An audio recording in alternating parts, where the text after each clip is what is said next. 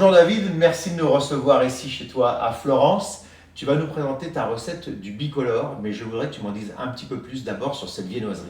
Alors bonjour Christian, heureux de te recevoir ici.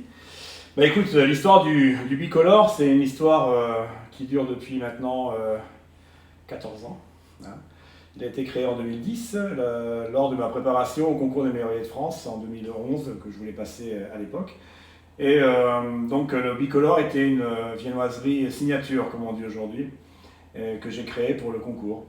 Et j'ai eu un accident, malheureusement, je n'ai pas pu me présenter au concours et j'ai pris ma viennoiserie et je l'ai offert au monde via Facebook et les réseaux sociaux.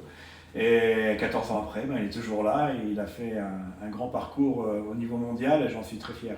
Oui, je pense qu'il n'y a pas un endroit au monde où on ne fait pas du bicolore aujourd'hui.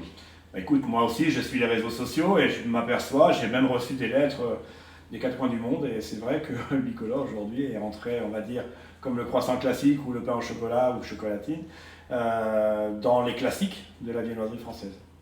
Donc là, tu vas avoir la gentillesse de nous montrer la fabrication du bicolore sur une base de croissant. Ok, ça marche. On y va. On y va. Nous avons là sur la table d'abord le beurre, puis la détrempe à croissant et la pâte colorée. La pâte colorée, à l'origine, c'était une pâte à détrempe dans laquelle je rajoute un pourcentage de cacao et de lait ou d'un colorant alimentaire pour colorer la couleur que l'on veut. Et avec l'évolution, j'ai travaillé sur une pâte à brioche. Passage de la détrempe au laminoir afin de l'allonger pour pouvoir faire le tourage. Alors maintenant, beurrage du pâton. Donc on enchâsse le beurre en coupant les bords du pâton, en les remettant sur le beurre pour être prêt au laminage maintenant.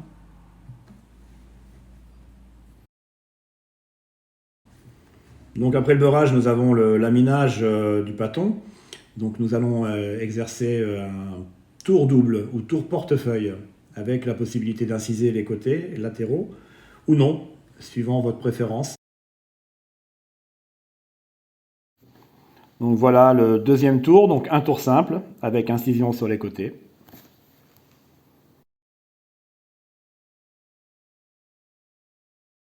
Voilà, nous allons laminer la pâte rouge maintenant, la pâte qui va venir superposer sur le pâton de croissant, en essayant au maximum d'avoir la même dimension de la pâte colorée que le pâton, de façon à ne pas avoir trop de chute sur les bords du pâton. Voilà, donc maintenant on va enchâsser les deux pâtes, la pâte colorée et la pâte à croissant. Pour les petits pâtons, on fait un enchâssement en refaisant monter sur les côtés latéraux, pâte colorée, de façon à ce que quand on aura la découpe, on aura le moins possible de chute justement blanche. On aura un pâton qui sera régulier, rationalisé et optimisé. D'accord, donc pour les concours, c'est bien de remonter un petit peu ouais, d'être un petit peu à l'extérieur sur la couleur, en abaissant le pâton au laminoir. Ensuite, les épaisseurs et les dimensions sont relatives à la grosseur du croissant que vous voulez. Si vous voulez un croissant de 50, de 70 ou 80 grammes, donc l'épaisseur sera relative à justement à combien de croissants vous voulez tirer avec votre pâton de tel ou tel poids. J'étale le pâton et je pars sur les côtés, donc j'enlève les excédents latéraux et en horizontal et vertical. Là, on va être sur un croissant de 10 cm sur 24 et on va détailler des rectangles qu'on va couper en deux dans la diagonale. Il y a plusieurs écoles, plusieurs méthodes, les deux fonctionnent. Il y a soit le triangle directement détaillé dans le pâton ou alors le rectangle coupé en deux.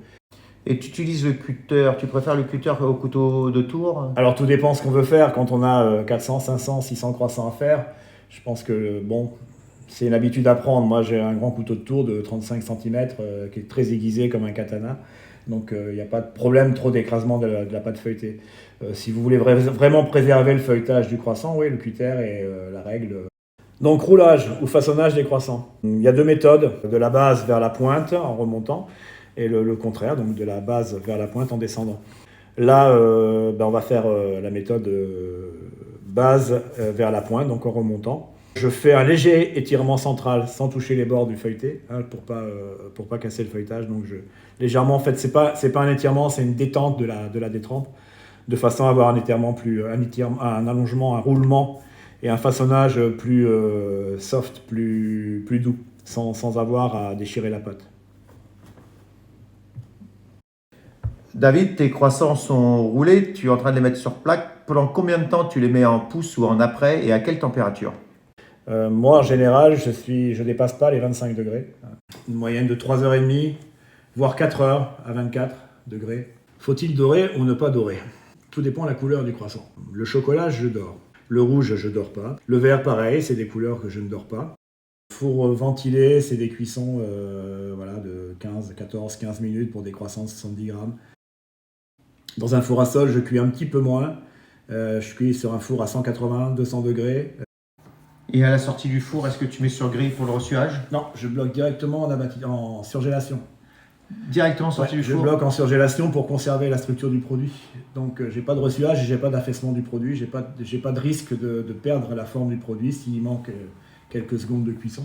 On peut voir à la coupe qu'on a un produit qui a un bel alvéolage, une belle structure, qui a une fermentation complète. Donc on voit bien du centre du produit jusqu'à la croûte externe que la fermentation est complète. On n'a pas de restriction centrale d'une mie serrée. Donc on a justement, vous le regardez, on a un beau cœur alvéolé, donc ce qui dénote une belle fermentation du produit. On a un beau croustillant. Merci de nous avoir tout expliqué en détail. On peut retrouver bien sûr cette méthode pour les pains au chocolat, pour différentes techniques différentes et différentes couleurs. À bientôt. Merci à toi d'être venu. J'espère que cette vidéo et ce produit continuera à proliférer dans le monde entier pendant encore de belles années, quoi. Merci beaucoup. À bientôt, David.